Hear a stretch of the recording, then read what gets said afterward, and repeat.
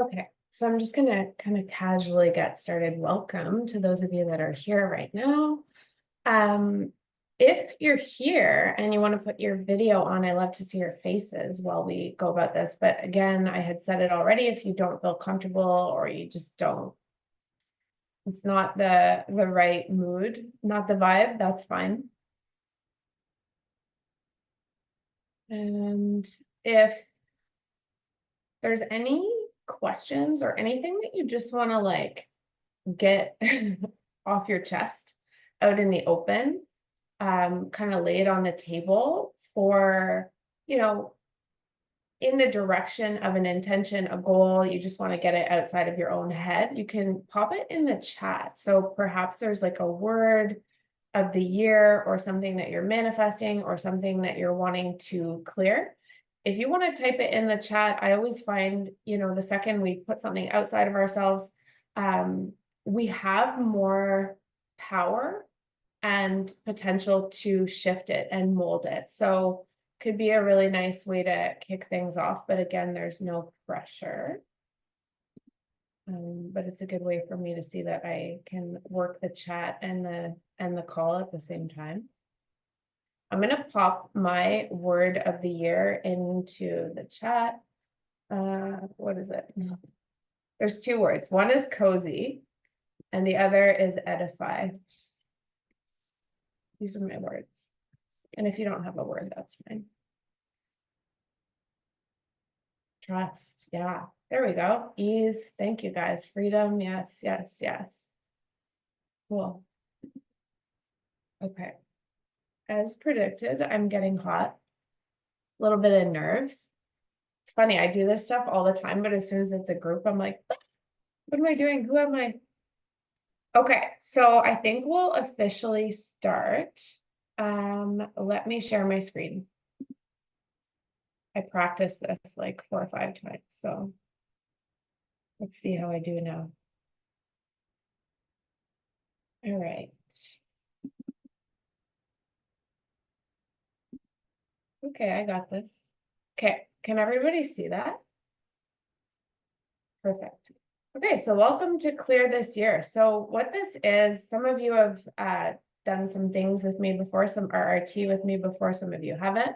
I talk about it all the time. I've also been coaching people much longer than I've been using RRT. So I've been using more spiritual principles and coaching frameworks that I've picked up over the last like 15 years, roughly. So what this is specifically is like a New Year's intention setting exercise, but it's going to be possibly a little bit different than the way that you've approached it before, or you've seen other teachers, coaches approach it. So I'm going to kind of go through a little bit of the way of thinking that I'm going to suggest we adopt for the next 2 hours so that you have an understanding of why this might give us a little bit more power, a little bit more potential to make a shift. And then from there, I'm going to guide you to do a little bit of written work. So it's not going to be like a novel, but more just like bullet points, ideas, brainstorming, that kind of thing.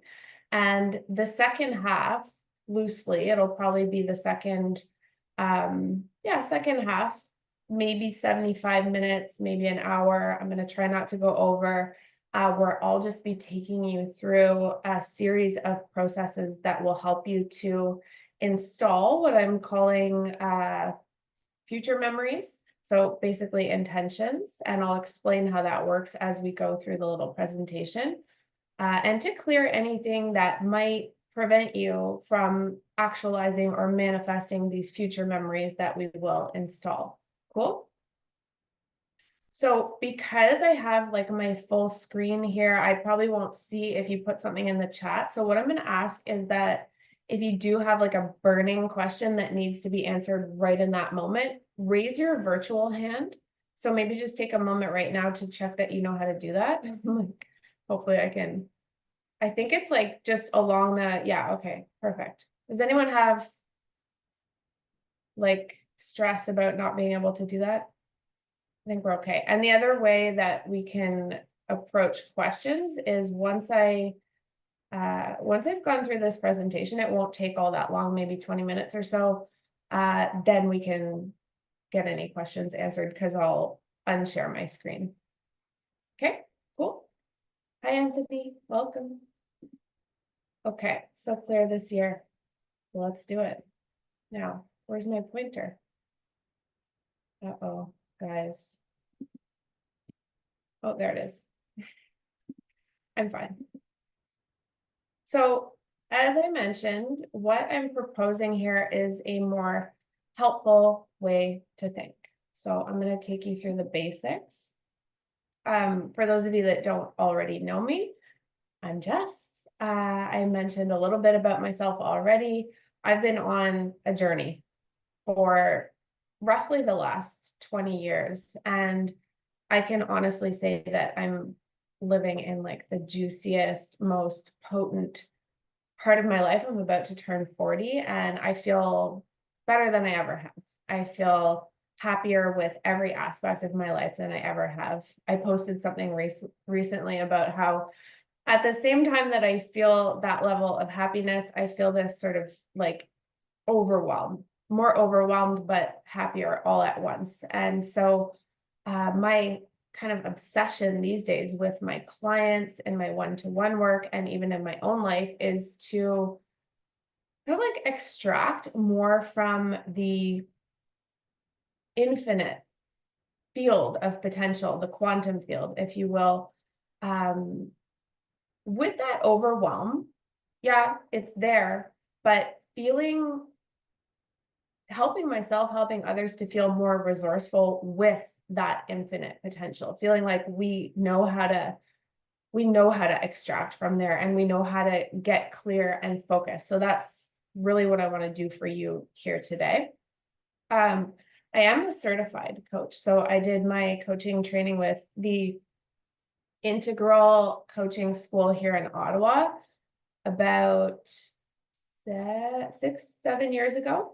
And I've been teaching yoga, meditation for 13 years now, and most recently have become certified, and I'm about to level up my certification as a rapid resolution therapy practitioner. So I'm going to tell you all about what that is. First off, though, my intention for you on this call, though it's just a 2-hour masterclass or workshop, whatever you want to call it, my intention is that this will be of significant value to you, meaning that you will be happy with the results and you'll also be satisfied over time. So as the name implies, rapid results are possible. So get excited, buckle up. You'll have the recording as well. So once you have that, what that means is that you'll be able to go back in and do the processes, which you will understand what I mean by that pretty soon on their own. So I'll edit so that there's a separate recording that you can just hit play on and do these processes. And it's much like experientially, at least, like a guided meditation. Cool. So chapter 1 is the RRT, or Rapid Resolution Therapy Perspective. Chapter 2, Future Memories. That's where we're going to be a little bit more interactive, where you're going to be writing. And then chapter 3, I'm calling it Clear the Static. So anything at the level of your unconscious mind that might be showing up as static or an obstruction to the path toward your most fulfilled and leading edge self. I like the term leading edge because there's always this next edge of our expansion, our evolution. And in my opinion, the goal is to be in a consistent state of keeping up. So trying to close the gap between what's possible. So like your potential self and your current self. So you're kind of like, you're never finished with it. There's always a next edge. So let's jump in. What is RRT? So I'm just going to suggest that we could think about things a little bit differently over the next couple of hours, not necessarily because this way of thinking is true, but because it will give us more power and space to improve the quality of your experience. So a more useful way of thinking. And the way that I'm suggesting that we're looking at things together for the next couple of hours might feel, depending on how familiar you are with me, a little out of the ordinary, or not how like normal people are thinking about things. And as I go over this, just do your best to simply entertain the ideas versus trying to apply them directly to you. Something cool that I learned recently about the unconscious mind is that the unconscious will automatically apply whatever it is taking in and absorbing to you. So you don't have to try to do that. That will just kind of be happening in the background. And if you are willing to think with me in this way for the next little bit, I am confident that we will get a lot done here just in a matter of a couple of hours. Are we game? Yeah, cool. Someone's calling me. It always happens. Okay, so the RRT perspective. Our new perspective is pretty simple, pretty helpful. Stuckness in humans, and I say stuckness because we're talking about like intentions and goals, and sometimes when we're pursuing those kinds of things, we can feel like, you know, we've got like a lead weight attached to us or something like that. Things are slow moving, they're not happening the way that we want to. So stuckness is what we're kind of honing in on today as far as what might be in the way. It's actually being caused by what we like to think of as a data processing error in the unconscious mind, and not some personal intrinsic flaw. So if you think about like a processor, like a computer, moving data through the system and ultimately into the archive, for most of us, I would argue for all of us, there are pieces of data that have not made it to the archive and are causing all kinds of shit that we don't want in our lives, right? So basically what we're after here when we use RRT is something like an update, or if you get like, Anthony could probably give us the right words here. He's in tech, but like a defragging or debugging, something like that, right? For the mind. And what the ultimate goal is like, you've got your conscious mind and you've got your unconscious mind, and we want unconscious and conscious to be on the same project. And often what happens is they're not. There's a lag or a gap. So I'm going to talk about that a little bit more. Unconscious mind, just so we're all on the same page, is the primitive or instinctual mind, the primal, right? Like an animal brain, designed to ensure survival in the present moment. And it literally has one objective, and that objective is don't die. Okay, we hear so much now about the nervous system, so I'm thinking for a lot of you this is familiar, but it's helpful just to kind of layer it in even more deeply. So this mind informs the autonomic nervous system, the system that switches between fight or flight and rest and digest. So if a threat is perceived being the operative word here, fight or flight kicks on. And when the threat subsides, ideally, rest and digest would resume. But as you may have noticed, it doesn't always work that way. We can get to fight or flight, or maybe like a low grade stress response, something like chronic anxiety, that sort of thing, by way of thought alone. So this primitive system truly does work flawlessly in other life forms, particularly like a zebra or a lion, but it has become quite dysfunctional for humans because of the way in which the advanced human mind has evolved to be able to remember past events, to imagine future ones, and to attach meaning to events and even objects. So it gets kind of crazy. This means that the human animal is often stuck or stalled in fight or flight because of stuck data. Is this making sense? So instead of switching into fight or flight because of a true threat to survival, like a bear chasing you or a gun to your head, we can, like I said, get there by thought alone. Your ex-lover, your mother-in-law, upcoming exam, anything, right?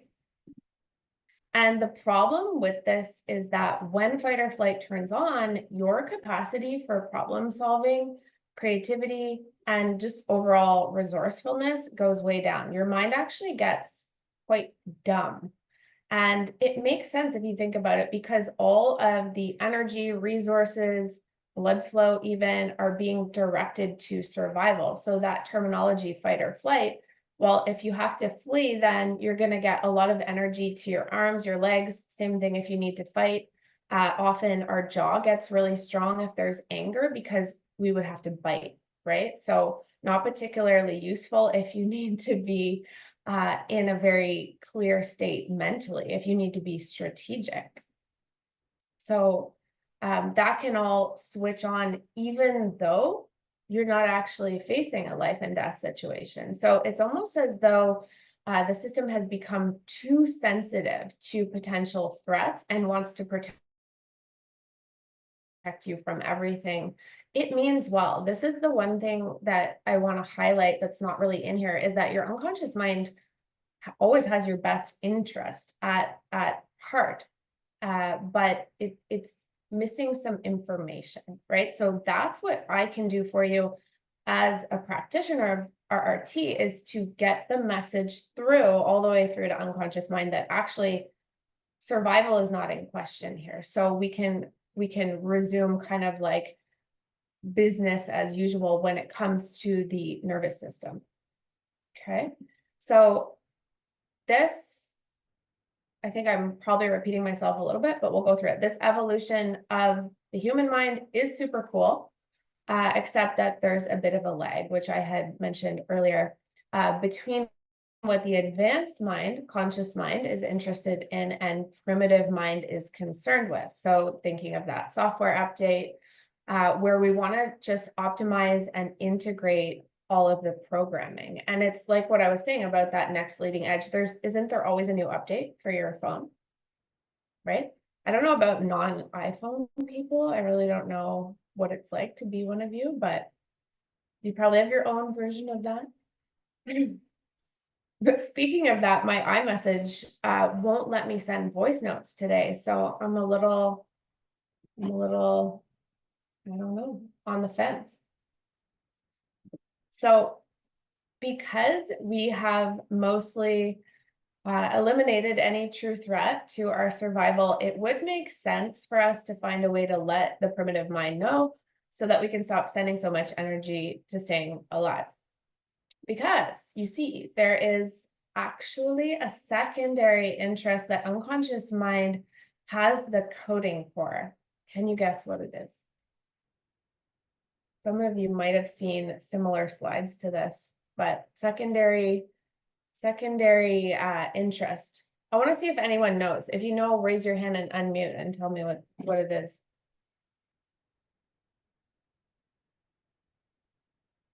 No? Right, fine. I'll tell you. Thriving. But your unconscious mind will never prioritize thriving if it perceives that survival is in question. Makes sense, right? So it's like, I remember one of my teachers saying something to the effect of like procreation. So having sex, you're not going to do that if you're running from a bear. It's one or the other, right? And it's same goes for like creativity. So creativity and that procreation, while you're creating life or you're creating something in your professional life or whatever it is, you can't do that at the same time that you're like in the middle of like a hostage situation. You wouldn't. You don't have the resources, right? So I want to get you resourced here today. And just in case anyone's like, well, what happens if you take this away and then a bear chases me next time I go on a hike? It'll still switch on for that, which is the really cool thing about your unconscious mind, is it can do so many tasks and so many functions without your conscious control, right? So we're literally just doing the upgrade so that unconscious understands what's what, and it can still protect you if, say, there is a bear attack or a hostage situation. So one thing that I want to just talk about here a little bit before we get into the process is that when it comes to goals or intentions, think about like the cliche of New Year's resolutions that stick for like a couple weeks or whatever. Often the reason why we don't carry through on some of these bigger goals that we have, that we sort of like, you know, that stubborn 10 pounds that we want to lose or whatever it is, and we come at it over and over again and we sort of get the same result every time, is that most often, almost always, there is a perception at the level of your unconscious mind of threat with either the process, threat or conflict with either the process, so what you have to do to get that thing done, okay, or the outcome. So usually it's one or the other. Sometimes it's both. If you're really screwed up, it's both. I'm just kidding. So my first question for you is thinking about, and we haven't even really gotten into this, but I'm assuming since you're here, there is something that you want to get done, some goal that you want to actualize, something you want to manifest, and you are likely aware that you need some support. Otherwise, you probably wouldn't be here, right? Or some direction, some shift in perception, something. So if there is, and this is where you might just write this down, if there is a conflict that you can identify, is it more with the process? So perceiving that the way in which you would pursue and achieve the goal is somehow unsafe. So let me think of an example. This is extreme, but I think it's probably helpful. So let's use the example of losing some weight. A woman really wants to lose this stubborn, let's say it's like 20 or 30 pounds, and it just doesn't come off. Well, she had this experience in her adolescence where she was like sexually assaulted. And so at the unconscious level, subconscious level, she's got an association with being thin, with being attacked. So that's more, I did it backwards. That would be more of an outcome conflict. So if she loses that weight, that could happen again. And that's unconscious. Logically, we're like, that doesn't freaking make sense. Well, unconscious mind doesn't use logic. And that's why traditional like CBT talk therapy a lot of the time doesn't get to the root of the problem, because it's all very logic based and it's all very much for the conscious mind. I'm not saying it's not useful. I'm just saying oftentimes if it doesn't seem to be finishing the job, that's why. Okay. So let's think of a process conflict. So let's use the same example of the losing weight. The outcome sounds great. We don't have a conflict there, but in terms of the actual process, it could be something as simple as I'm going to, like, if I devote myself to this new lifestyle, whether it's a diet or an exercise regime, or maybe it's something like, you know, you're going to stop drinking alcohol because that's causing you to make bad choices in your diet, that kind of thing. Maybe unconscious is perceiving, well, I'm going to become disconnected from my social group, my friend group, right? Because that's what they all do. So if I pursue this path of a healthier me, I lose my friends, I lose my connections, and I'm alone. Make sense?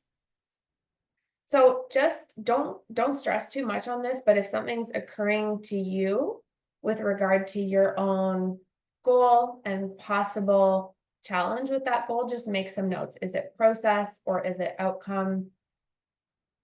Does anyone have a question? If you do, you can just unmute yourself and ask. Cool.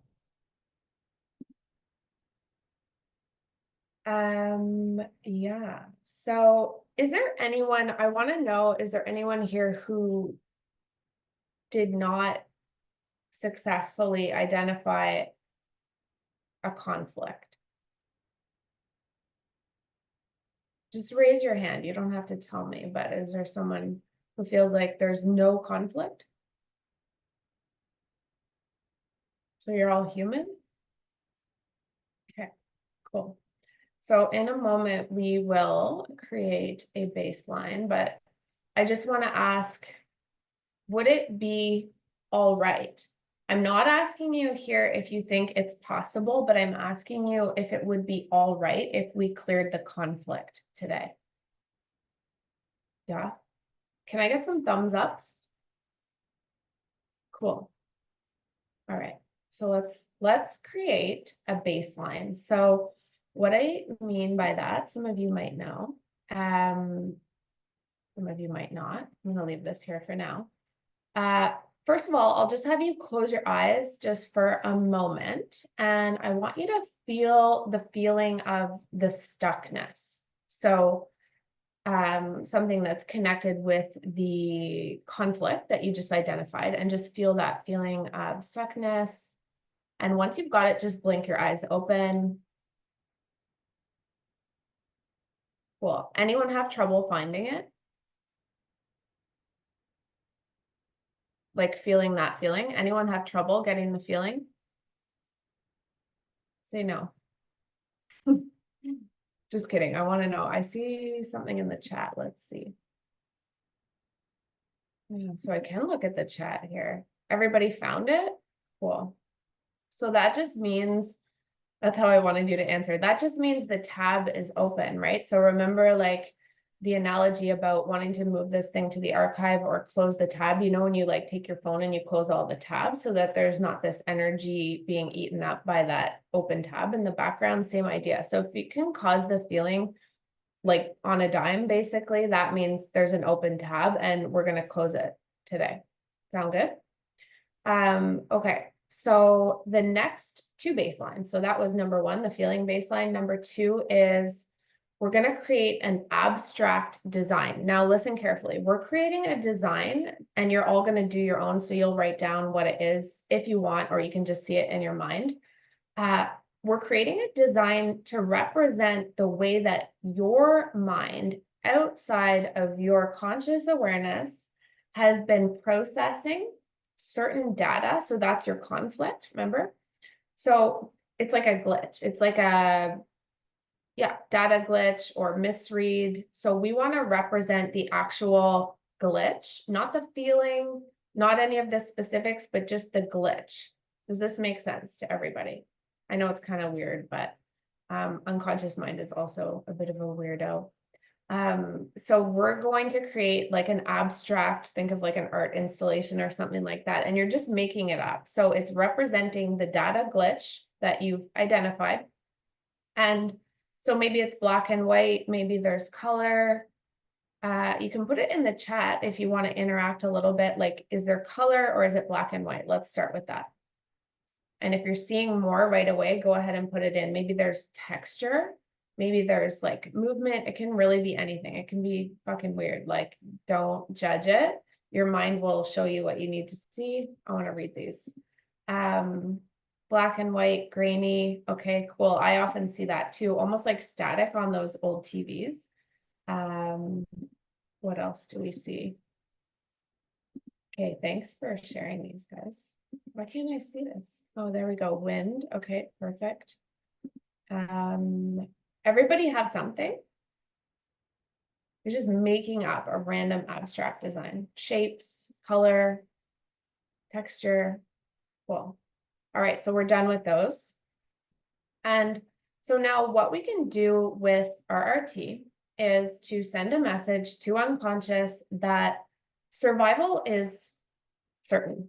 There's no threat to your survival, okay? And let me just pause for a second.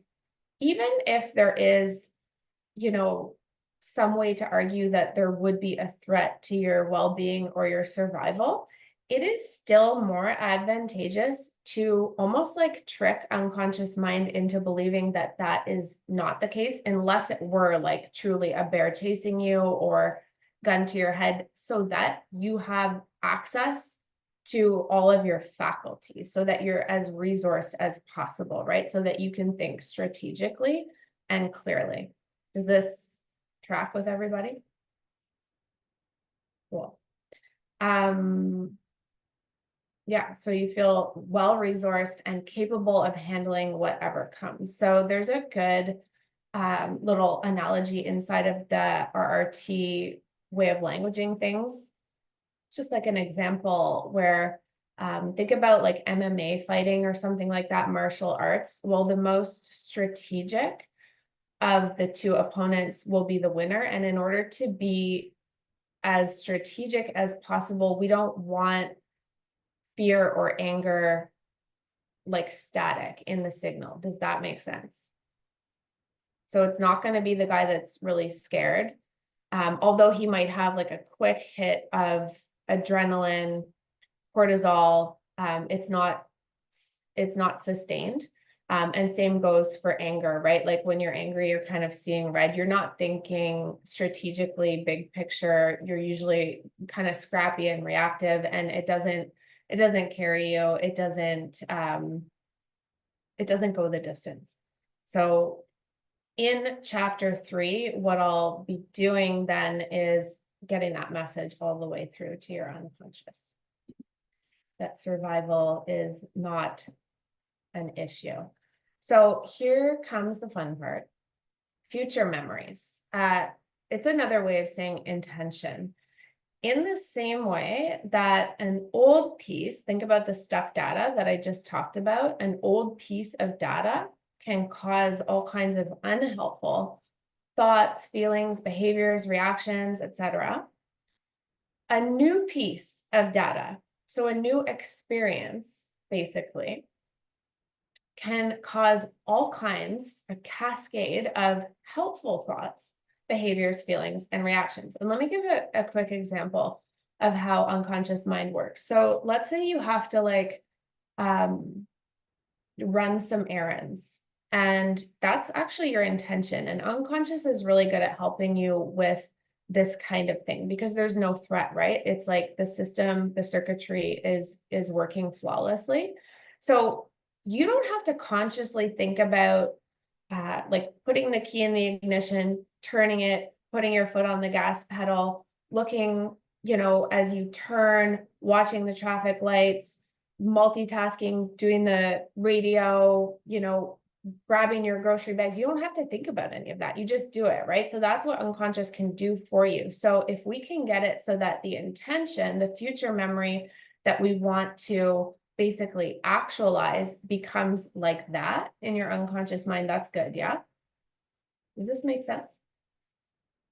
So the unconscious is just going to be, it's kind of like, it's always handing you like a menu, and on the menu are just things that would help you in the direction of whatever it is. So in the example I just gave, it was like the list of errands that you have to tackle, right? So unconscious is just like, do this, do this, do this, do this, so that you don't have to consciously think about it.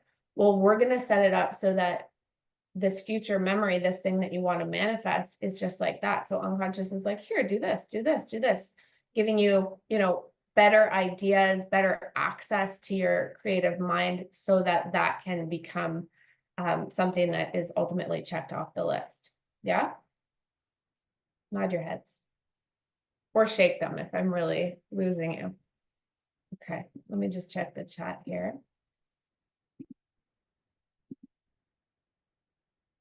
Clearing the cache. Thank you, Anthony. That's really it. So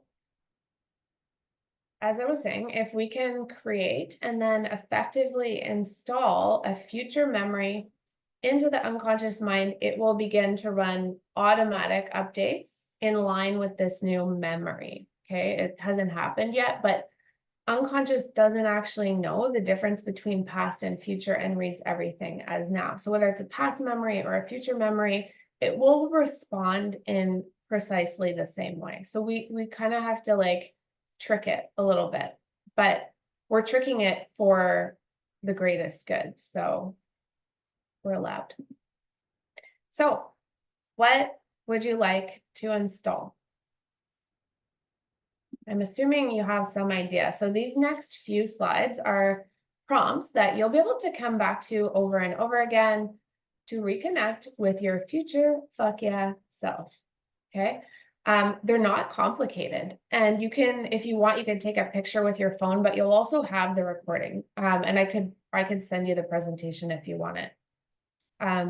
So what we say, and I didn't say this at the beginning, but when it comes to say like a workshop or something like that, it's really good if you can let go of trying to take notes and allowing unconscious to do its job. Now, I know a lot of us love the note taking, but what that does is it sends a message to your unconscious mind that you will not be remembering this. So that then unconscious mind is like, okay, don't remember this.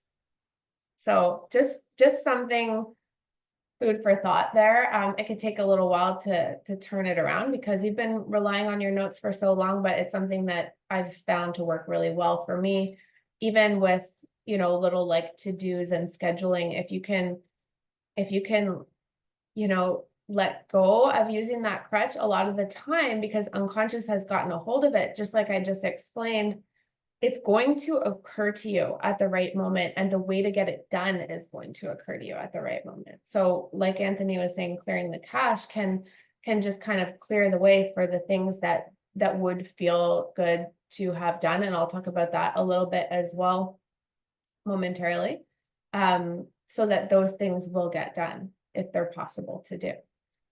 So first question, and this is where I'll give you a few minutes just to write out your answers. If today you could shift, change, or improve something about the way that you've been thinking, feeling, acting, reacting, or interacting, what comes to the top? And I would like for you to be as specific as possible in that I want you to pick one thing. Unconscious responds really well to specificity. When it's generalities, harder to really get the job done, which makes sense, right? Like we want to kind of hone in on one particular item, and you'll see how well this works. And then if you want to bring another item to me, or you want to repeat the masterclass with another item, then you do it like that, right? So one thing at a time. And usually your mind will show you something almost immediately. So if today you could shift, change, or improve something about the way that you've been thinking, feeling, acting, reacting, or interacting, what comes to the top? So I'll give you a couple minutes here and I'll just peek at the chat in case anyone, actually, no.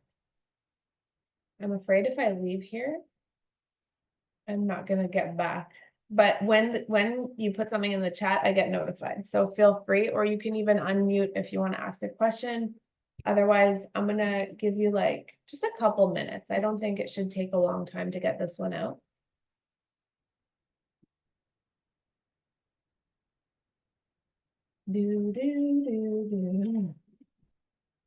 What's that from? Like Jeopardy or something? Oh, there we go.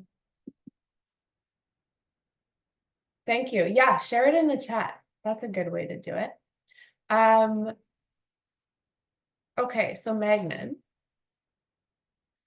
more focus on happiness, more specific.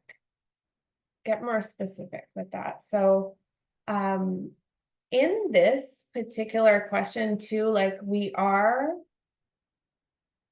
it is okay to focus on like, what are the things that are not that? So kind of the negative aspect, like if you could shift, change, or improve something, well, what is it that you want to improve upon?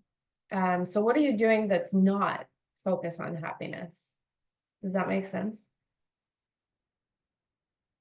And when I say like specific, I'm thinking like if you have more like granular details, examples of this stuff, it is more potent. So like, what are the behaviors? What are the thoughts? What are the feelings that are uncomfortable, challenging? You know, you're over it. Yeah, there you go. Okay. Yeah, good job, guys. Taking things personally, thinking worst case scenario, management, understanding of time, correct time blindness. Good job. Call it out. Self-trust, feeling more trust, security, ease with my own thoughts, judgments, and in the world. Okay, awesome. Okay, Magnan, I'm gonna just like call you out. Do you have something? Yeah, okay. Jillian, when I'm not feeling perfect, I get overwhelming anxiety and panic attacks. Driving. Thank you for sharing this, guys. It's a safe space. We're all friends here. Stopping at lights. Yeah, good job, Jillian. Super specific. Let's clear that shit. Cool. I think everyone that's on the call, well, not everyone, but it seems like we can move on. Is that true? True for most? Okay. And don't worry, like if as we're going through it feels like it's moving fast, that's what the replay is for. And with this stuff, like repetition is where it's at. Clutter, clean out yeah, perfect. That's nice and specific, Magnan. For those of you who don't know, Martin Magnan, not related to me. Yeah, but we've been buds for like a long time. We met at a yoga class that I was teaching many years back. One of my favorite things. Okay, so did I miss a slide? No. So based on your last response, what becomes possible after that shift? So remember when I asked you, would it be okay if we clear that thing? So remember the conflict, the either process or outcome conflict, and what you would like to shift or improve. So if you were okay with that, and that thing had been updated, cleared, optimized, what becomes possible? So this is a bit of a thinker. Let's say I'll give like, I'm not going to give a lot of time for any of these, like maybe 3 minutes, 4 minutes. Does that feel okay? Maybe you already know.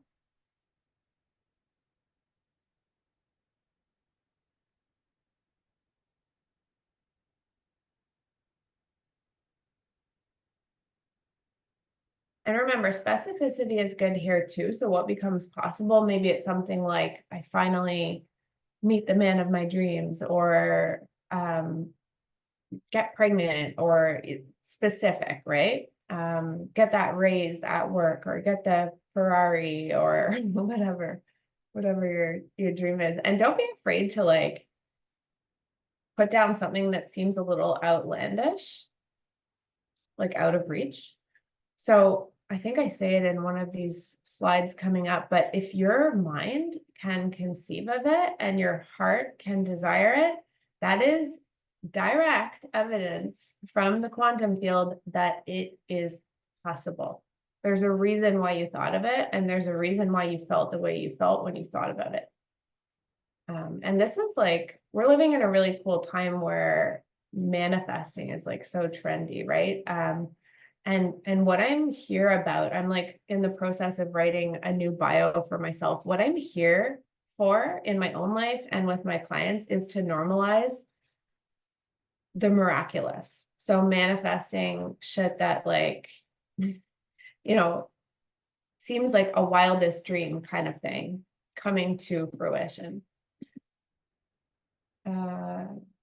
If I could manage and feel and understand, everything else becomes possible. Yeah. What's everything else? Be specific. It's kind of like you hear this a lot now, like having a strong why is really vital when manifesting. So there's lots of different like facets, and there's lots, I'm going off on a bit of a tangent here, but there's a lot of really great manifesting tools, tips, techniques that in theory to your conscious mind make a lot of sense, and you go to do them and you're like, why isn't it manifesting the thing that I want? Well, this is why. It's because of your unconscious mind.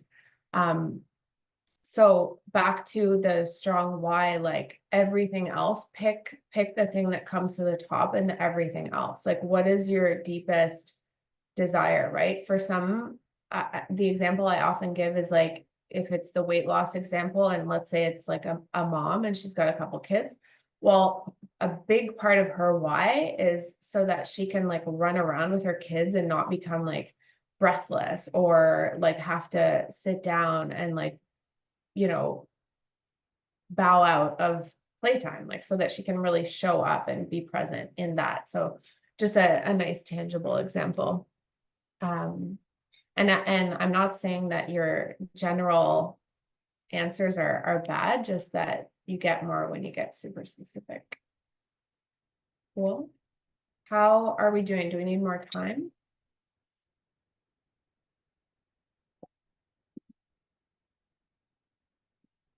No, yeah. Oh, let me back. We're okay. We're doing well for time here. How do we get rid of the chat? Oh, there we go. Okay, so just take a moment, and this might even help you if you're still working on that last question. Just take a moment to close your eyes and allow your mind to show you a glimpse of future you living that experience. So that thing that you just wrote about, maybe it's like a wedding on the beach, or the feeling of like your hands on the steering wheel of that car, or whatever it is. See how vivid it can be. And it might just be like these are kind of like almost like screenshots or like little movie clips. And maybe what you see is a bit different than what you were writing about. So you just kind of update, right? Maybe you have a few of them that are connected somehow. But usually there's like one or two that come to the top. You can see it pretty clearly. You're very aware that you want it. And that's the plan.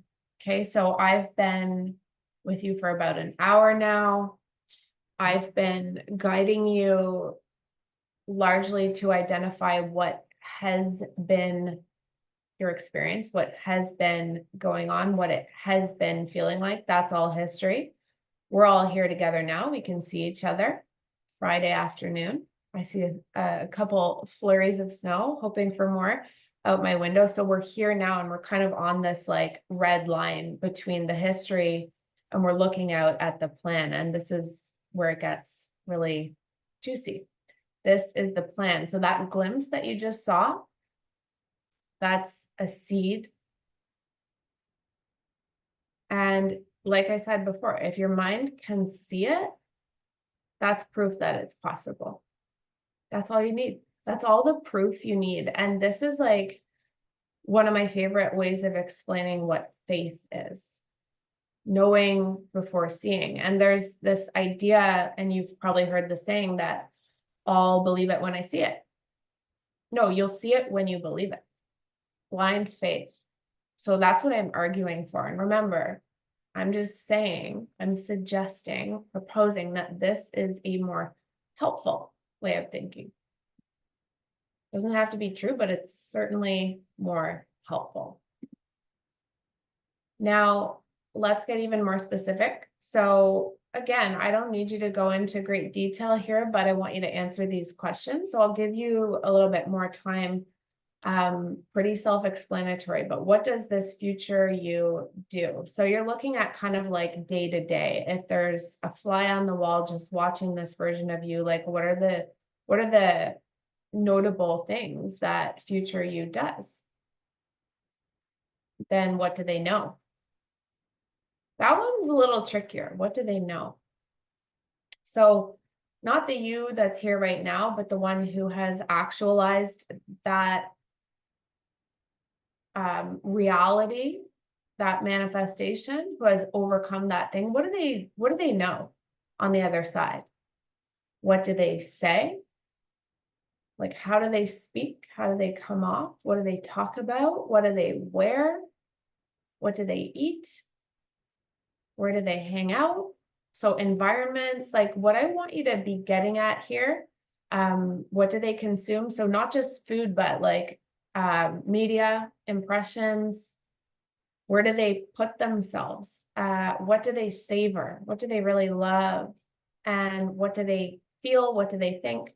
What I want you to be thinking about, kind of like collecting or gathering in this process, is sensory impressions. So things like texture, flavor, maybe a smell. You could even be as specific as envisioning, like, as I said, what you're wearing, how it feels hanging off of your body, the texture of the material against your skin. Things like time of day, temperature of the air. Get really specific to the senses, okay? As you go through this, where possible. Some of them I know it's a little trickier, but what we're doing is we're painting a picture. Remember, we're creating a future memory. So the more vivid detail, the better. That's how the experiences from the past get stuck, because of all of that sensory detail. So we actually, in a sense, want to get a future memory stuck in there, a positive future memory stuck in there, right? So it's kind of updating the whole system to make that happen. Everybody okay on this one? Want me to shut up for a couple minutes? Well, you have, let's say, mm, let's say like 7 more minutes. How does that feel? Or is that too long? 7 good? I'm not even gonna lie to you. I'm gonna go make a coffee. This is what you do when you work from home for yourself. This is it. This is the dream. Okay, I will leave the sound on so that if someone needs to yell at me for a question, you can, but I'll be back. And right now it's 1:55, so at 2:02, we'll continue. Cool. I'm having fun, guys. Thanks for being here. I'm excited for you.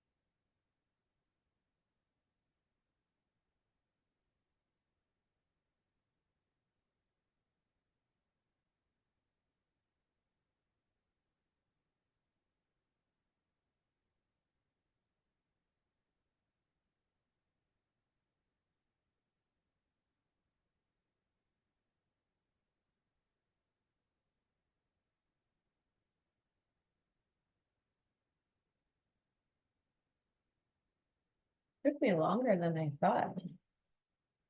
We have 1 minute to go, so just get down what you can and know that, like I said, repetition is really powerful with this sort of stuff. Like that's one thing with unconscious is with repetition, it absorbs a message, right? That's ultimately how it happens in the first place, that if something is repeated, it's practiced, eventually unconscious is like, okay, let's just automate this, right? I listen to subliminals every night, and this is new for me only since I've been into RRT and understanding unconscious mind. By the way, unconscious, subconscious, I use those terms interchangeably. One of my clients hates it because she's like, if you're unconscious, you're like dead or asleep. It's not the same thing. For this purpose, same thing. But yeah, the subliminals every night. And I fall asleep very early on in that process, and unconscious still does pick up what messaging is there. I'm very trusting. I don't actually know what the message beneath the music is, but it seems to be working. One of the things that convinced me of the power of RRT was in my own life. I had manifested a lot of things, and this is the case for many people, is like certain areas were pretty successful. We have our shit together, and then other areas were like, why do I always hit the same brick wall? Whether it's like financially you're good and in relationships not so much, or the opposite. For me it was financially, so I was never like destitute, but I always felt like I was kind of like, paycheck to paycheck, not fully sure like where the money would come from. Even before I was running my own business, it was a bit helter skelter. It was a bit uncomfortable. It didn't feel super secure. And as hard as I tried, nothing really seemed to make a dent in that until RRT. And I can tell you, I've made more money in the last 6 months than I even knew what to do with. And that's new for me. Like I was pretty comfortable in a place of like, well, this is just how I am. This is just how it's going to be for me. This is just as good as it gets. And I think being a mom was a big driver for me to want to have more security than that. And I'm not talking about like, bawling out, but like just having the freedom to go on a trip or buy a more expensive jacket for the winter, that kind of thing. Right. So for me, that was a big area where I was blocked, and no longer. So I think, like I was saying before, unconscious will always apply what it takes in to you. So even just you hearing that story from me about what has shifted for me, your unconscious just absorbed that, right? So that is part of what I'm doing to you right now, is getting a message through to your unconscious mind. Can we move on? Are we good? Yeah. I made a cortado with cream and it's delicious. Okay. So I'm seeing you, this is a bit more of a general intention, but I'm seeing you where your mind is updated and clear, only entertaining what has value. So there are, I'll talk about this in a second. Only entertaining what has value, meaning good to have done and possible to do. Okay, I'll talk about it now. So in RRT, there are 3 main criteria that we always want to be met when it comes to what unconscious mind is serving up on the menu, right? So it's got to be possible, because if it's not possible, let's not waste our energy entertaining it, right? Has to have value, and that one's like pretty obvious, but a lot of the time we are entertaining things that don't have value, right? The past, often judgments of other people, assumptions about what other people might be thinking, that kind of thing. Does that have value? No, but how often are we entertaining it, right? So let's get that out. And then would be good to have done. So sometimes we're entertaining like getting shit-faced, and then we are waking up the next morning, we're like, that was not good to have done. now I wasted this day and I was supposed to go to this workout and I'm not going and now I have anxiety and not so good to have done, right? So we want to get that shit out of the way as well. So I'm seeing you where that's all been updated, where your powers are 100% available to you. That means passion, creativity, humor, curiosity, wisdom, energy, logic, reason, focus, and joyfulness are all there and completely available. So there's no threat happening. Your mind is clear and you are sourced from within with a quiet power, a gentle strength, and a calm, easy flowing energy.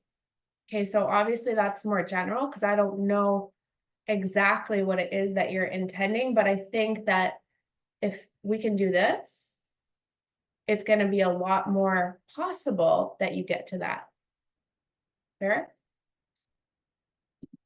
So now what you're going to do is distill all of this down, everything that I've had you write about and contemplate, into a very simple future memory. And I want to explain it before you start.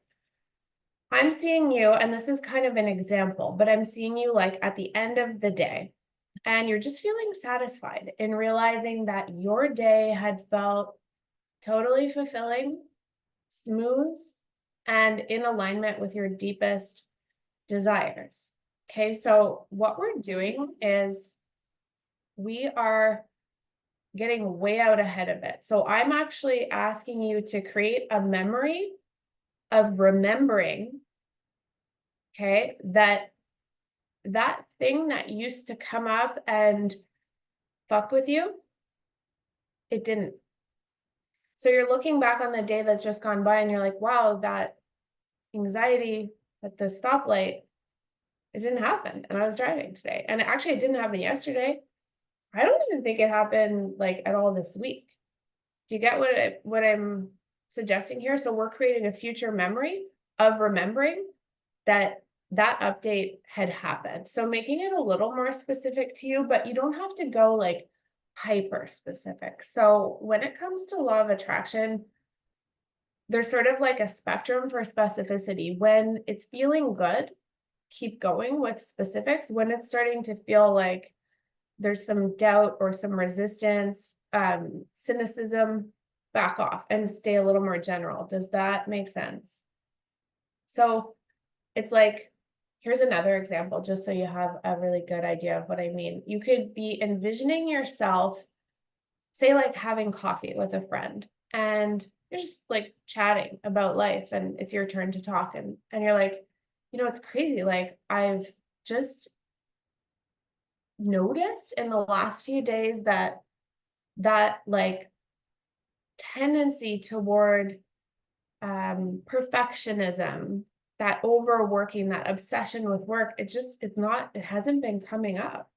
And I almost like didn't notice that it wasn't coming up until this moment. And it's so strange. It's just gone. So maybe it's like you telling somebody, maybe it's you doing like a journal entry, maybe it's you just like doing your nighttime wind down routine, but you're having this realization that that conflict, that thing that had been coming up, didn't.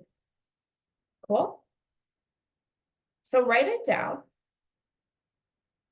Don't get too hung up on like how beautiful it sounds. Keep it really simple. So you can use that little example in the middle of the page here. I'm seeing you at the end of the day, or, you know, you could do it like talking to a friend, and just kind of see it in your mind's eye as you write about it.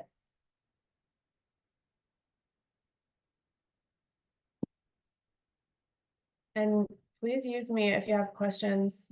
I'm here for that.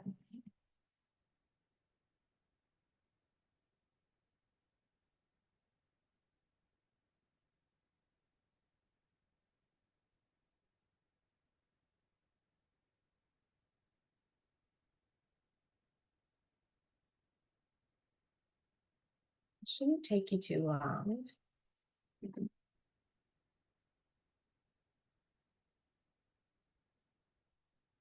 Could be like on a call with your mom or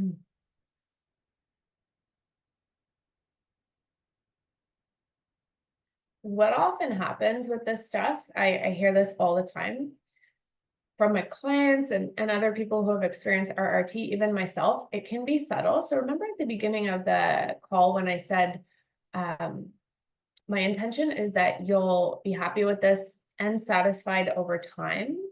Sometimes there's like often, almost always, there's a cumulative effect that can sometimes be a little more subtle in the beginning, but as time goes on and you look back and realize like, huh, like that thing is just not there. The realizing of it strengthens it like exponentially. So when you notice the absence of something, have a moment to celebrate it, but know that a lot of those moments where the thing isn't there, you probably won't notice it until you're looking back on it. Make sense? Kind of like I always have this thought of like, if your bathroom is just like always clean, no one's congratulating you on cleaning it, right? Even though you're like, I just cleaned the bathroom. But if it's dirty, someone's gonna notice that it's dirty. So it sneaks up on you, sort of. But the subtle awareness of an appreciation of that thing amplifies the effect of it. And when it comes to law of attraction, we get a lot of traction from appreciation. So there's this little phrase that I often say is that appreciation appreciates. What we give our attention to, we strengthen it. It expands, it gets bigger. Okay, are we feeling clear, feeling good, feeling like we can move on? Okay. So now that we have the same intention, vision, and purpose, our energy is coming together. And what I love about doing this in a group setting is that we have more energy, more shared energy. So all of our energy is coming together. Mine with you, all of our intentions coming together. Because here's the thing with intention. When we extract intention or sort of like create or cultivate it in this way, we know that it's coming from like source, right? Or your highest self. So the greater good is the interest here. So now all of that energy, that pure positive energy, we could even just call it love, that's all coming together. And as that energy comes together, that energy expands. And expanding energy is power. Power is fuel, and it's fueling the transformation that's already underway for you here. That transformation was well underway before you even got here. This is just the physical manifestation of it, right? The seeds had been planted. And so as our energy comes together, really, there's not much left for you to do. Just follow along. I'm going to take it from here. I'm taking responsibility for updating your unconscious mind while you just sit back and listen along. So the last thing that I want to get you to do before you potentially close your eyes is to come up with a few symbols. Some of you have done this with me before. It's my favorite part of the RRT approach. So that intention, that future memory, that thing that you want to clear, all of that preparation and our energy coming together to fuel that transformation, I want you to pick a color to represent that energy coming together, that intention. Don't judge it, just pick a color and put it in the chat, would you? And if there's like a super specific shade or something, include that. All right, cool. Blue, yellow, green, clear blue, ocean water. I love the specificity. Someone's done this before, eh, Sylvie? Yeah, sun, warmth, yellow, beautiful, magenta. Yeah, if there's an association there, that's perfect. And sometimes we don't know what the association is, and then we go through this process once and then we start noticing that color everywhere. You know how like when you buy a new car or something like that, then you all of a sudden see that car everywhere. Same idea, right? Unconscious is like now kind of like sensing or picking up on those things more. So we've got a color. Let's pick a fragrance, a scent, a fragrance, and put it in the chat, but also you can put it like on your notes, in your notes. Campfire, love that. Spearmint, perfect. Oregano, cool. Someone picked that in a call with me yesterday too. Lavender, beautiful. Yeah, good idea to pick a smell that you like. Perfect. Spring breeze after a storm. Love it. And let's now pick a wild animal or like a bird or a mythical creature. Something to inspire us. So something inspiring that feels, you know, connected. Crow. I'm shocked, Magnan. Something that feels like it sort of connects with your intention. Dragonflies, yes. Turtle, cute. And I'm assuming you see these animals in your mind's eye. So I'm going to ask you to get a little more specific. What is this animal doing? Is it moving? Is it just laying there? What's the backdrop? You don't have to put it in the chat, but I want to make sure everybody has one. Nod your heads. Caitlin, you have one? Okay. I was looking at you. I can't see everybody, but okay. So we are ready to rock. I'm going to unshare my screen. So I'd like to have you sitting upright, ideally. Now, this stuff does still work if you're kind of like on that line between wake and sleep.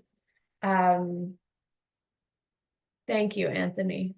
What is it? A white, strong, powerful, handsome. I love this specificity. Unicorn. Love it. A male unicorn. I don't usually think of them in that way, but the second you wrote that and I read it, I saw it. So that's what we want. So sitting upright is ideal. We're going to start out with something that's called in RRT, the posture process. And it's a really simple technique that I'm going to suggest you continue with after this masterclass. And it's super simple, but it's so powerful. I'm not even kidding. I think it's like the glue that holds this whole thing together. So if you're comfortable, go ahead and just close your eyes as you sit up nice and tall. So you want to be comfortable, but erect spine, engaged. You can close your eyes and just take a full deep breath in, fill all the way up right to the top of your lungs. And as you exhale, just think the word release. And I'm just going to have you continue to breathe in this way for the next several breaths. Just thinking release as you exhale. That's it.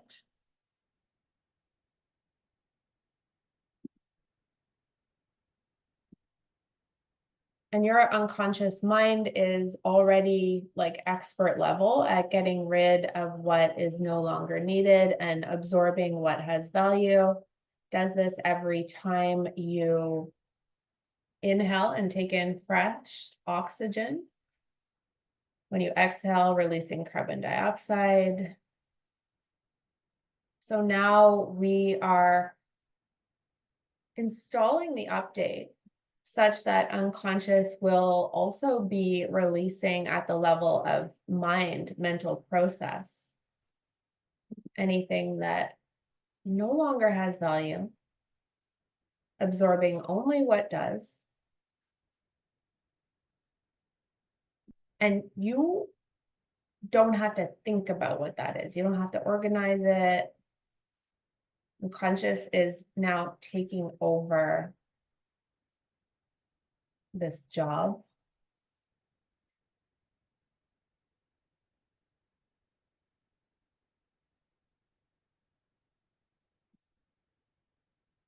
So at the end of your next exhale, as you think release, just sink deeper into your chair, feel your body, the weight of your legs and your feet.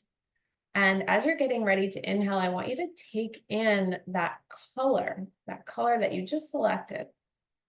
So almost like you take in a light of that color into your body. Your body fills with a light in that color. And then as you exhale, think release. Do that a couple of times with the color. And as you're comfortable, way to hold the breath in at the top of the inhale, almost like you're like a lantern, like lit up with this color, every cell, luminous, bright. As you exhale, just think the word release. That's it.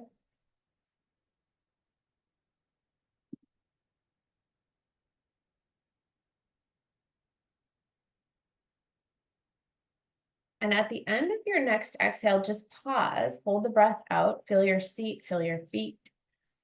And as you're getting ready to inhale, start to smell, that fragrance coming in through your nostrils, and then hold it, savor it. And when you're ready, exhale, thinking release, feel your feet, your seat, feel that heaviness. That's it. Couple times with the fragrance, just like we did with the color.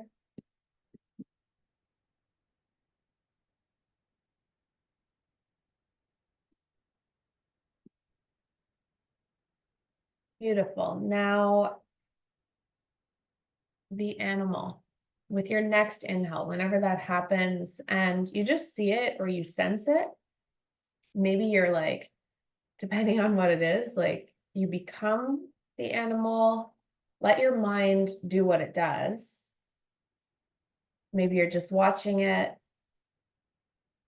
Maybe you're like riding it, depending, petting it.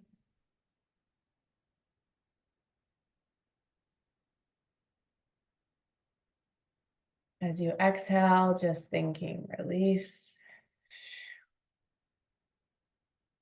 That's it.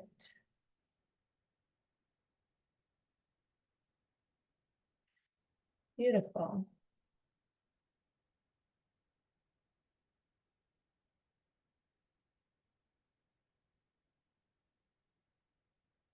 And then just listen, at the end of your next exhale, I'd like you to pause again, hold the breath out. Right before you inhale, I want you to see the color again.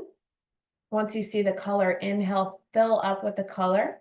Once you're completely full, eyes can pop open and you can exhale, and welcome back.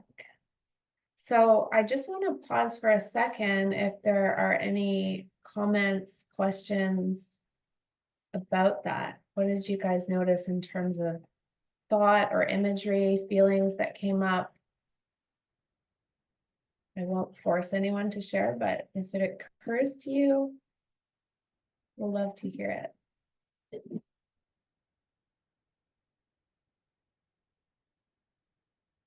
Okay, fine.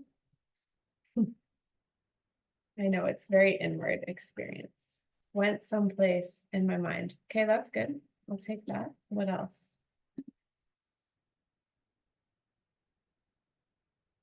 Body heavy at the end. That's good. So really anything that we can identify, that we can notice, particularly physically, but also at the level of mind. So any thought that mind might have offered up or imagery just means that unconscious mind is online and is eagerly ready to respond and receive the update.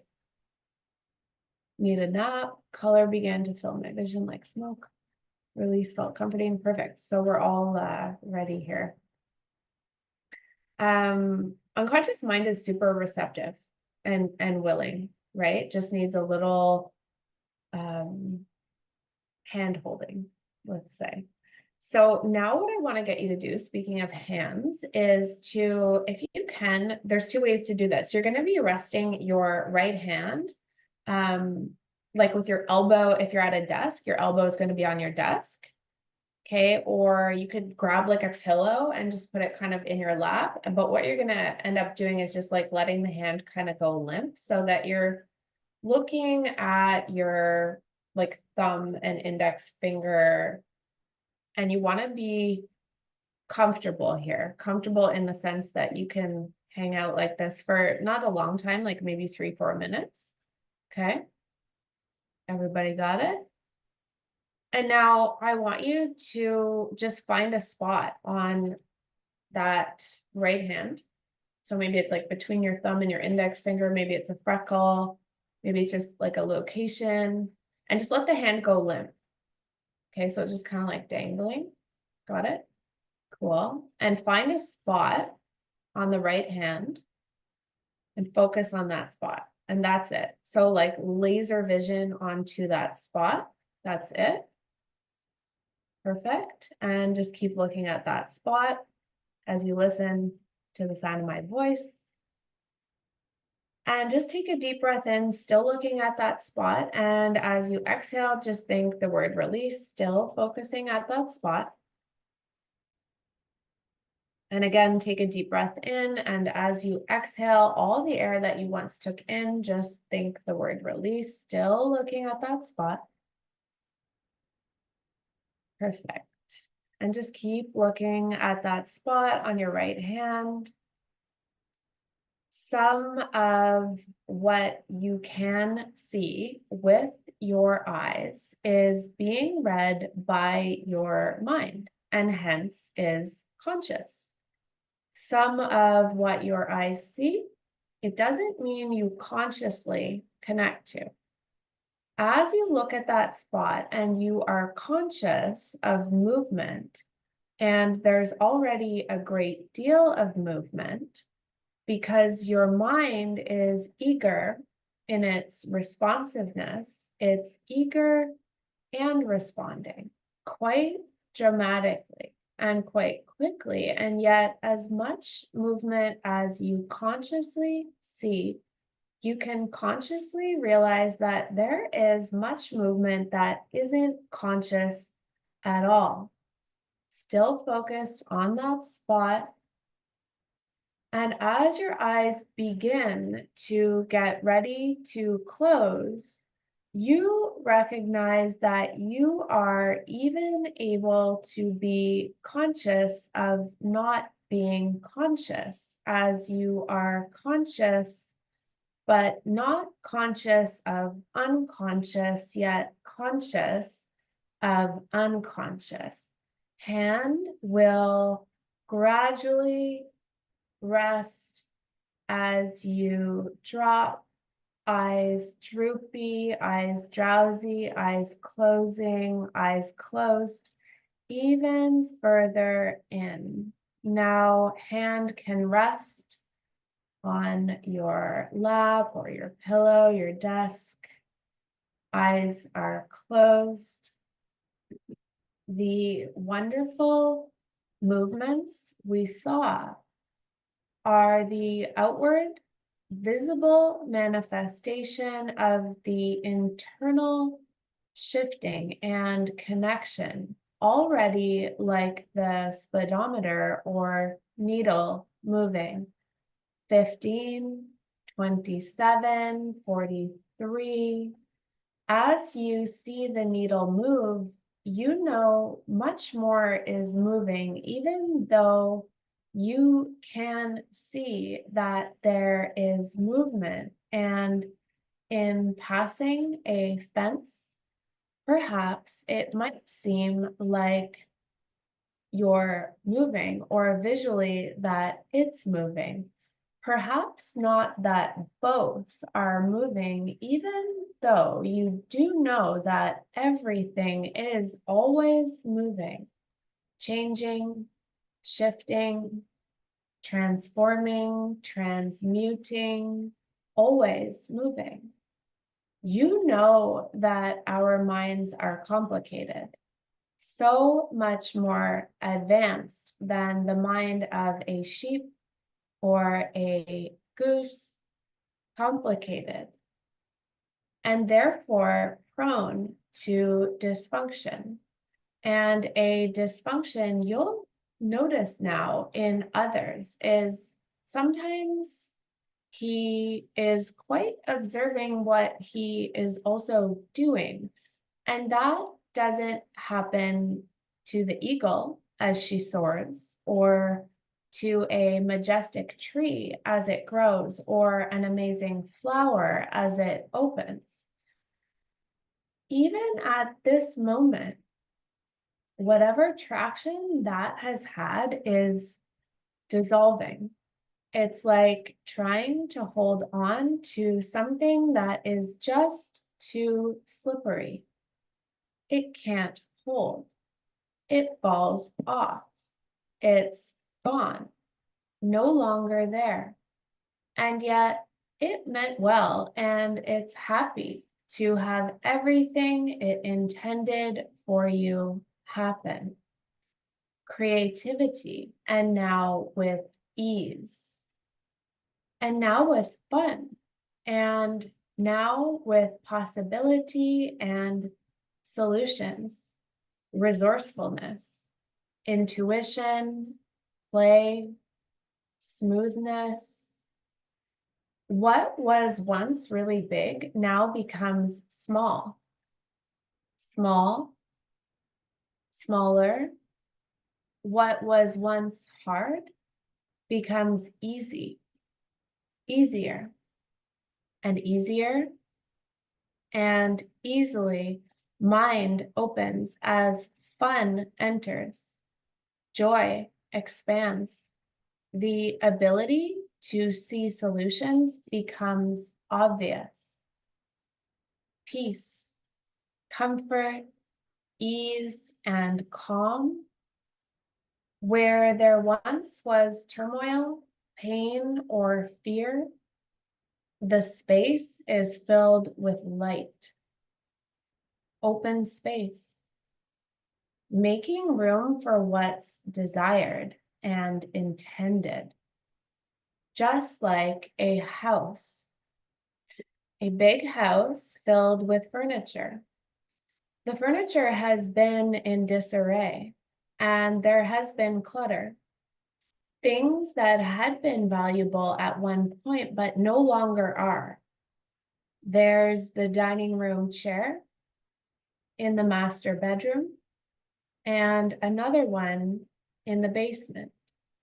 And even now, this furniture, lighter and lighter, is beginning to float and to float back, finding its way to the most ideal place for it to be.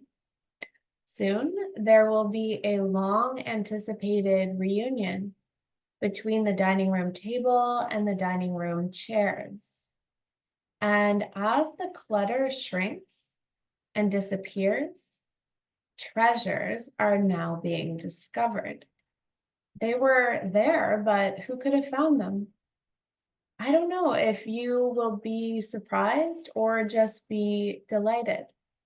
These treasures can be, will be, are. Mind is entertaining only that which has value, that which is replenishing and leads to an action that is possible to do and would be good to have done. Mind attaches interest and appeal to what is possible and good to have done. Mind is attaching pleasure to doing what is good to have done, and satisfaction to having it done. And mind is seeing solutions. So see me seeing you. See me seeing you, looking at your intended outcome as a real possibility for you. See me seeing you, looking at that outcome and seeing the path clear. See me seeing you walking that path with confidence, clarity,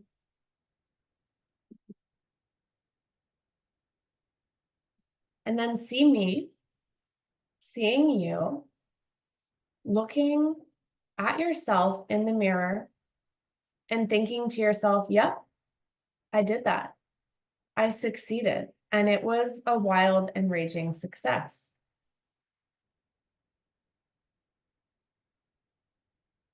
See me seeing you leading a pleasure-filled and yet productive life that you grow old to appreciate and to be wowed by what you accomplished.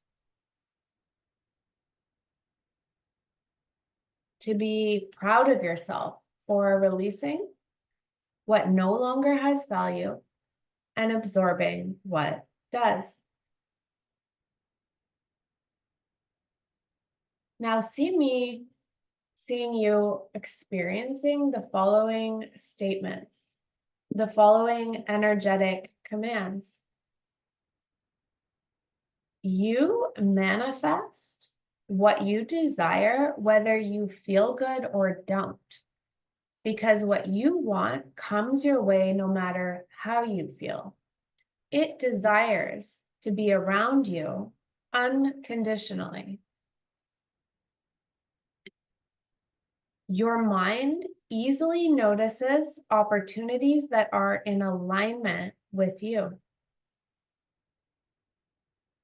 It feels really good to take action on that which expands you. What was once seen as impossible is obvious to you now. Your success is inevitable, and there is nothing that you can do to stop it from finding you.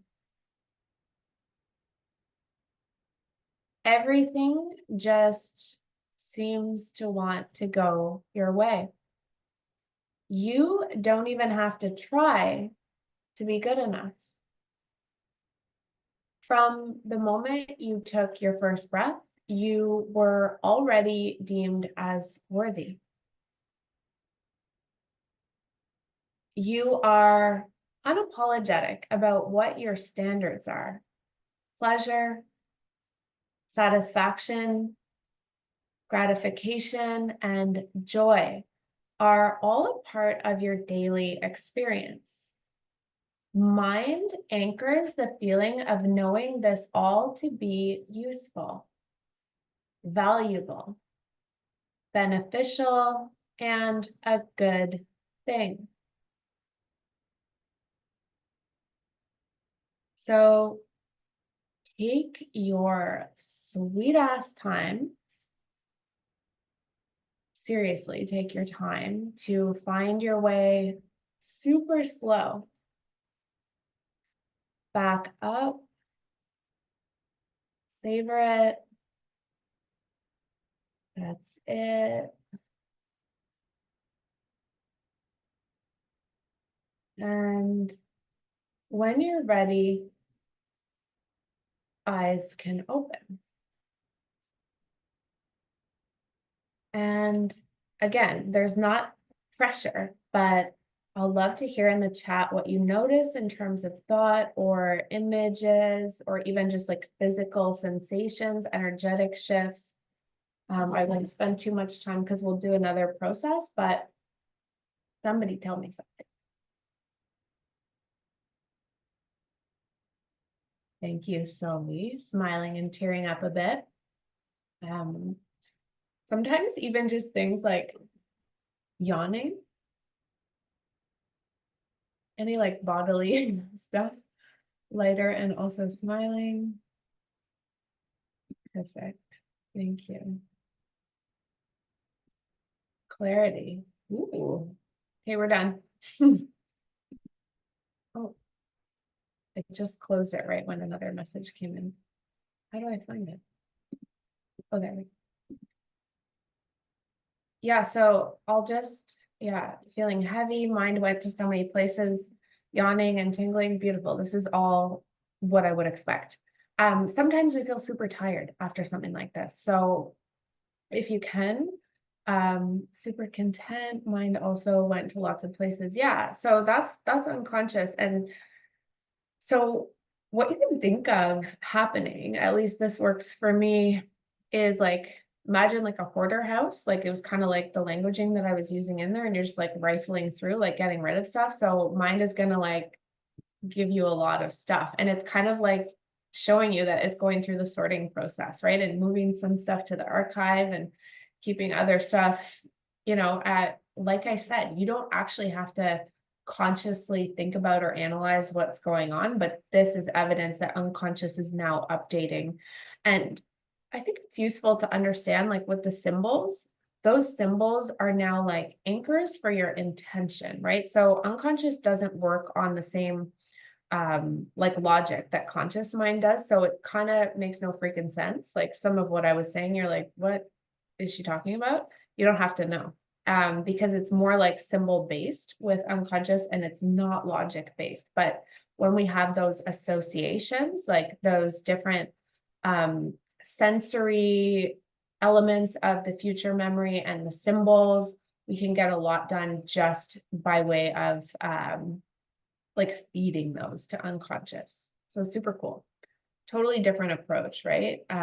Traditionally in like talk therapy, it's like you got to feel it to heal it and like analyze it to death. And like, I don't think, again, that that's wrong. I just think it doesn't get the total job done.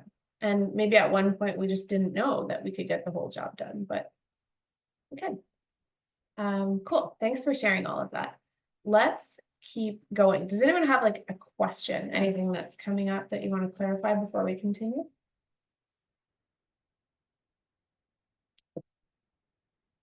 Okay. So we're gonna do one more of my favorite processes and then we'll finish right on time. I'm actually surprised. Whenever I teach yoga, I go like I could go way over, but I always go a few minutes over. All right, let me get organized here. So you can close your eyes right away for this one. There's no weird hand stuff or anything. So just upright, comfortable, and settle in for the ride. So the only thing to know is that there will be parts where I'm going to ask you to repeat after me. And since you're all muted, like I'm not going to hear you, but it'll be pretty obvious. And I just want you to say aloud what it is that I'm asking you to say when that moment comes. So hopefully there's nobody in the room with you. But if there is, this kind of stuff like seeps in. So even if someone's not actively participating, the unconscious mind is still picking up all kinds of stuff, which is something for you to know as well. So whether you're focused on what I'm saying or not, it's not like meditation where you're really trying to focus. Like if you're totally wandering off, in some ways, I wouldn't say it's better, but it's just as good because unconscious is really good at multitasking and doing all kinds of stuff at once. That's why subliminals work too, right? So when conscious mind is like elsewhere, the message for the unconscious actually gets in more fully. So it's almost like, think of like conscious mind as like a screen that we want to get through. So we have to widen the holes in the screen that is conscious mind in order to input what we want into the unconscious. So when I give your mind something to focus on, whether it is or it isn't,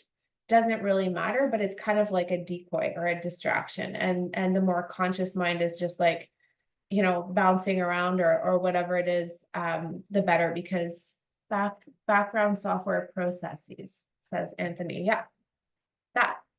All that to say, it works whether you're focused or you're not. So it's not bad to focus. It's not bad to not focus. So you can't lose. That feels nice, right? Okay. So eyes can close if they're not already. Just take a nice deep breath in. And as you exhale, again, thinking release. So just coming back to that really simple way of breathing where you think release on your exhales.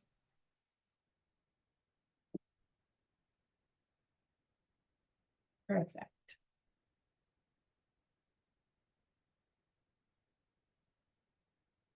And as you sit there in your chair with your feet grounded, making contact with the floor, your seat, making contact with your chair, eyelids gently resting on top of your cheeks, with your forehead gently releasing each wrinkle, shoulders dropping, fists unclenching, jaw releasing, lips parting, chin dropping.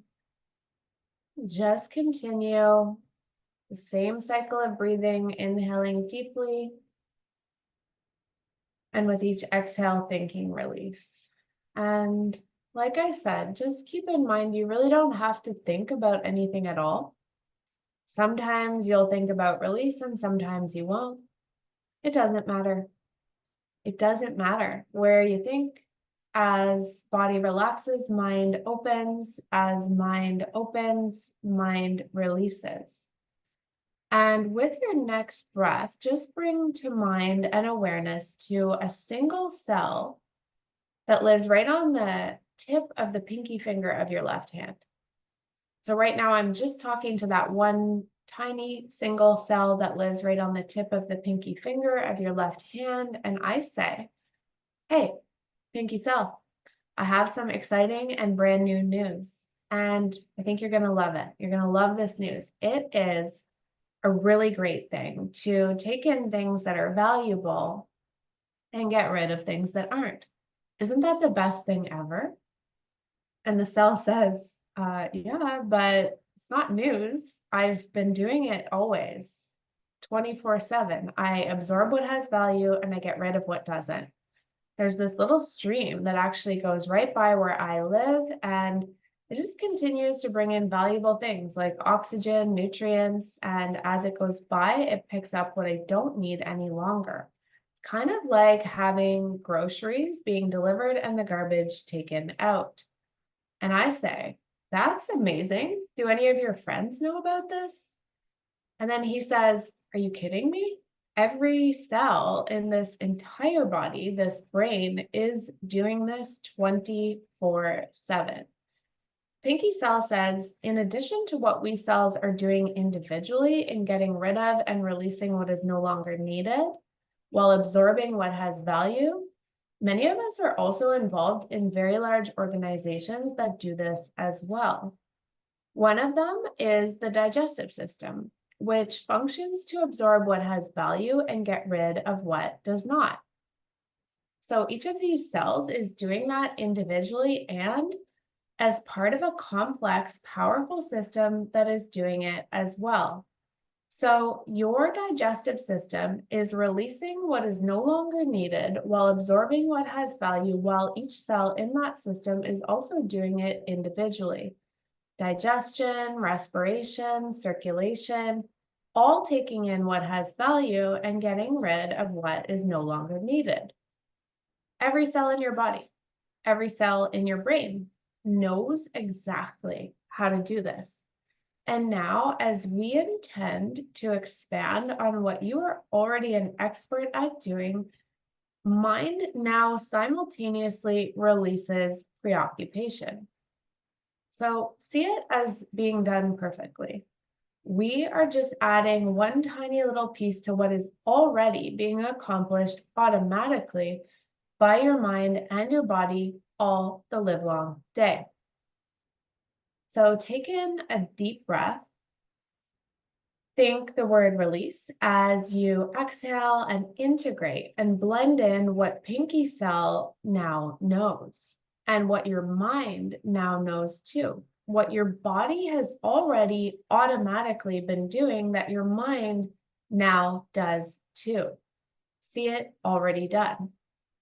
And what's being accomplished without any effort at all. Now, you're going to find yourself inside of a restaurant. So go there in your mind now. And you're not just in any restaurant, it's super upscale, bougie, swanky restaurant. One with white tablecloths, waiters dressed in suits and ties, fancy silverware, multiple size forks, knives, goblets, and water that gets refilled instantly, even upon a single sip. Abundance and excess is all around you. As you sit down, the waiter comes over and hands you another fork and then turns around and walks away. So you look down at the fork and then at the waiter, and you don't think too much about it until the waiter comes back and gives you one more fork and walks away. So you look at the fork and you look at him and you say to yourself, that's an unnecessary fork. So now this is where I'm going to have you say it out loud. That's an unnecessary fork. Go ahead and say it. You're going to sound like a nut job if anyone's nearby, but you leave it there. It's not hurting anyone or anything. You just have extra forks. But then waiter comes back and drops off another fork at your table. So you look up and say to him out loud, again, that's an unnecessary fork. Good. And then a little nicer. Let's say, thank you for the unnecessary fork. Go ahead. Perfect. So the waiter still leaves it on the table and you just carry on with all these unnecessary forks. Then he comes over and gives you 3 more forks. And you say to him out loud again, listen carefully on this one before you say it. Thank you, but I don't need another fork. Go ahead and say that part. Thank you, but I don't need another fork. And I have another one in case I drop this one.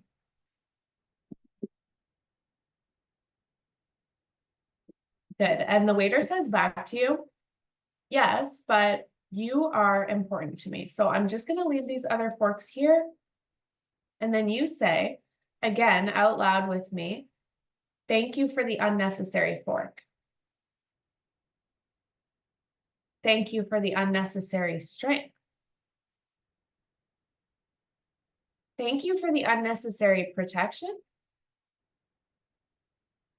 And thank you for the unnecessary fork. And again, thank you for the unnecessary fork. Thank you for the unnecessary strength. Thank you for the unnecessary protection. Now just take a deep breath in. As you exhale, thank, release. Now you're still at the restaurant and you decide that you're thirsty. And you're holding a lovely water goblet. So taking a refreshing, crisp sip of that water now. Here comes the waiter running back to your table with more water.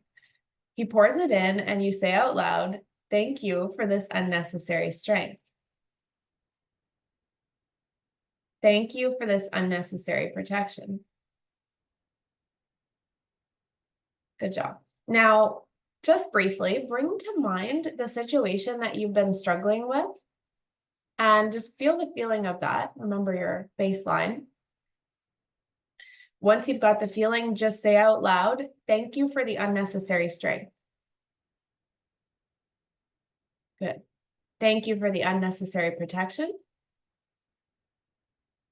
Beautiful. And now the waiter comes with a plate. So you might as well accept this plate and say, thank you for the unnecessary plate. Go ahead. Now, go ahead and just briefly think of the situation you've been struggling with that's been bringing up unnecessary feelings for you, unhelpful, unnecessary feelings for you, and see yourself through a security camera's eyes, a security camera's perspective.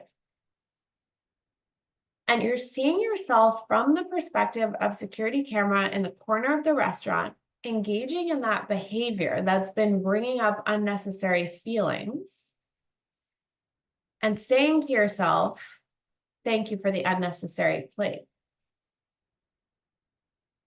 Perfect. Now, again, see yourself through the security camera's perspective, engaging in that behavior, and say to yourself, thank you for the unnecessary plate. Thank you for the unnecessary strength. Thank you for the unnecessary protection. Good job. Now, again, just see that challenge, that situation. Feel the feeling of it. And say again with me out loud, thank you for the unnecessary fork. Thank you for the unnecessary water. Thank you for the unnecessary plate. Thank you for the unnecessary strength. Thank you for the unnecessary protection. Good. Now take another deep breath in. And as you're ready, think the word release, exhale. Great job. Now you step outside after your meal at the restaurant, and it was like the best freaking meal of your life. And you're making your way to the parking lot adjacent to the upscale restaurant. All of a sudden, you see a wall made of ice. And through the semi-translucent wall of ice, this big wall of ice, you see a treasure chest on the other side. And you don't know what's inside the chest, but you do know that it's worthwhile to get to the other side. But how are you going to be getting to the other side of a 12-foot wall made of ice? You notice this wall has represented the struggles of the past, interactions that haven't felt the best, that may have even felt dreary or hard, heavy, dense, resistant, unmovable, inflexible. And before this, you would have felt like the ice was a reason not to claim your treasure, but now you know better. You see better. You realize that you are well-resourced. You're solution-oriented. You see options and opportunities where once there were obstacles.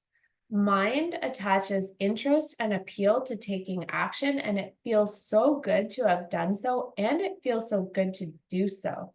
So mind, seeing this giant wall of ice, but also immediately seeing a giant white water hose curled up and attached to the restaurant, you just uncurl the hose, you turn it on, and you feel the heat instantaneously rushing through the pipe. So you look at the hot, steamy water rushing out of the hose, you look at the wall of ice, you look at the hose, you look at the wall. Mind builds connection, mind sees solution. What has been is no longer. What is no longer doesn't exist. What no longer exists is no longer a problem. It no longer exists. Say it with me out loud now. It no longer exists. It doesn't exist. It no longer exists. It doesn't exist. Now listen, what could have been, would have been, should have been, doesn't exist. Say it again with me. What could have been, would have been, should have been, doesn't exist. Beautiful. Now take a nice deep breath in. Think the word release. And you pick up the hose now. And you aim it at the wall and rotate the metallic valve 5 or 6 times to turn it on full blast. And a rapid stream of hot, steamy, sizzling, crystal clear water leaves the hose and blasts the wall, melting, melting, melting it down, disintegrating, dissolving, melting it away. See the ice crystals dissolve as the hot water makes contact with the ice. Dissolve, dissolve, melt, melt, melt away. The wall shrinks shorter and shorter and smaller and smaller and smaller until the wall turns into merely a slushy puddle on the ground, melting more and more, making its way into a rainwater drain nearby. Straining, draining, draining this mixture of ice that is now water and the water that came from the hose until it is simply gone. Down the drain it goes, no longer standing in your way. And all of a sudden, that box of treasure is right there, accessible to you. It's right there. You can walk right up to it. So you do. You walk up to it and you see what's inside. A treasure awaits you. What's inside of this box? You notice it's a gift for you from the unconscious. Something that you haven't noticed before, but now you're holding it in your hands. So what is this treasure? What do you see? Is it a message? Is it a symbol? Is it an object? Is it a knowing? What's there? And don't judge it. Whatever you see, It's perfect. Whatever's there is perfect for you. It's exactly what your mind wants you to know to be clear, free. Clear, free, clear, free. Take a deep breath in and think the words clear and free. And then release, thinking the word release. Again, inhale in, thinking the words clear and free. When you're ready, exhale, thinking the word release. Now, I asked you before to think of a color, remember, and a scent and a wildlife form that represents the transformation that has already been underway. So with your next several breaths, I'm going to walk you through a super simple process utilizing these symbols that your unconscious has just so perfectly chosen for you to represent your transformation. It's going to be very simple, literally as simple as breathing. This is the easiest thing you will do and can do that feels good to do today. So take a deep inhale in and think the word release as you exhale. And you're just going to continue to do that for the next several breaths. But what I'm going to ask you to do is to imagine yourself with every release, with every exhale, shooting an arrow. And you're shooting an arrow that fires from your bow and shoots far, far, far away, like farther than you can see. It leaves your visual awareness, it leaves your conscious awareness, and finally your unconscious awareness until it's gone. So every time you exhale, you release that arrow and you watch it disappear. That's it.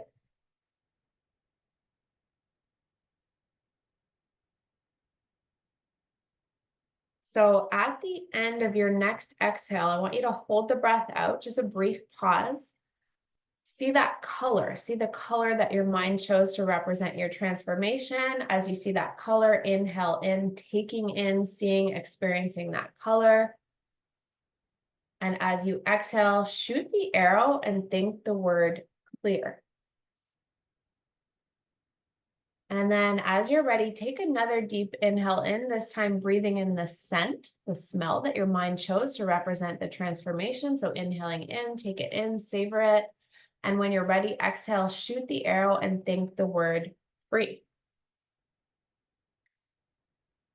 Again, taking a deep breath in and this time breathing in the wild animal that your mind chose to represent your transformation. So just see that animal as you take your inhale.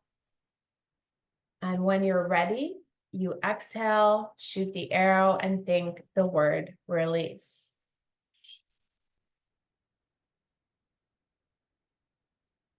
With your next inhale, fill up. As you fill up, thinking the words free and clear. As you exhale, thinking the word release. One more time, inhale, free, clear. And as you exhale, thinking release. And then one last time, what's going to happen, you're going to inhale and you're going to breathe in your color, your scent, your wild animal, all at the same time. So with your next inhale, go ahead, see all three of your symbols, maybe holding, savoring. And when you're ready, release, thinking the word release. That's it. Now keeping your eyes closed, and just like if you listen to someone play guitar, violin, piano, or some other musical instrument, it's pretty likely they're gonna tune it before they begin to play. They tune it realizing it's their job to tune it. So you tune up your own mind by doing this exact process of breathing in your symbols and thinking the word release throughout the day. It's so easy. It's not even a chore. You do it whenever you wash your hands. You do it when you stand up. You do it when you sit down. You do it when you shower. You tune your mind again and again and again. And it's not your job to keep it tuned any more than it is the guitar player's job to keep it tuned. Instead, you just tune it and then again, tune it. Don't try to keep it tuned, just tune it again and again. So take another deep breath in, and when your lungs are full and you are ready, eyes can pop open, and welcome back. So what I want to know now is what is different about that abstract art installation that you created early on? What's different? I want to hear in the chat. What do you see there? And I know we're a couple minutes over, so if you have to leave, I get it. And if you don't want to talk to me, that's fine. I get it.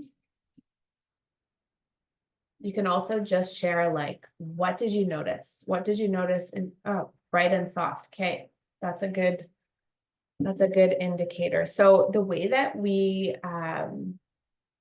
the reason for using that baseline, that weird abstract design, is it's kind of like a thermometer. So like if this morning I look at my thermometer outside and it's 7 degrees, then this afternoon I look at it and it's 12 degrees Celsius. I don't have to hope that there's been a change. I know, right? That's the measure. So any slight variance is a sign that something got done. Colorful like clouds at sunset, less fuzzy, that's beautiful. And like I said, even things like I feel tired, or I feel spaced out, or your mind gave you some weird interplay, like with the images. I have instances where my clients will like see their wild animal like eating something that has like the fragrant, like it gets weird in there. So the weirder the better. But if you had anything in any one of those kind of categories, we can know that we got some shit done. Does anyone, yeah, Magnan's tired. That's a good sign. Does anyone want to ask a question, to share anything before we sign off?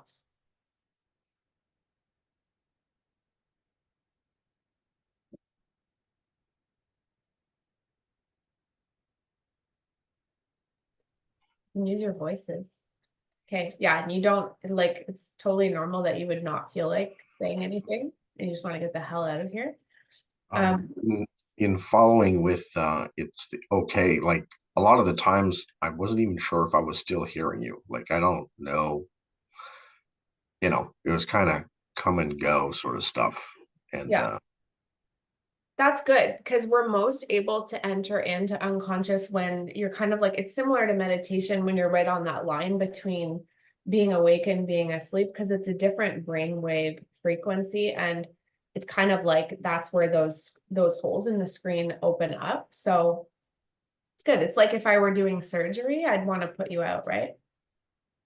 I kind of just did do a surgery on all of you with my words.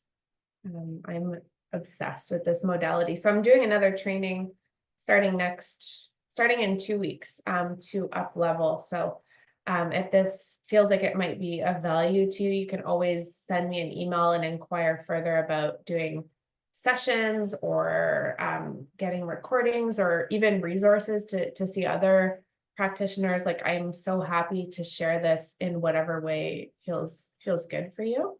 But what I'll probably do is send out an email within the next couple of days, just an invitation if you need or want to reach out to me, but just to check on all of you. So what we say with RRT, and I'll let you go very soon, please send all resources. Cool. I know I became obsessed as soon as I felt the effect. What we say generally is that like 2 to 3 sessions or experiences with RRT is like the magic number. Now you can do way more than that, different topics, different areas of interest. But if you're kind of like, I think something happened, but it's not finished, that's pretty normal, right? Because we like it's like a hoarder house. Like we opened the door and like shit was just falling out, and we got rid of some of it. And now there's a bit more of a path, but we're like, well, wait, should we get rid of like everything in this room too? So if you feel like that, that's also a good sign. I can direct you, I can support you. Let me know if there's anything I can do. This was so fun, such a nice way to spend my Friday afternoon. So thank you all for being here, and we'll be in touch. Cool.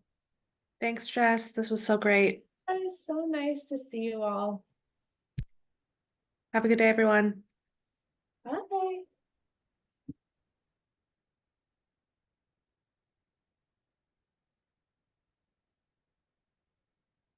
Mm.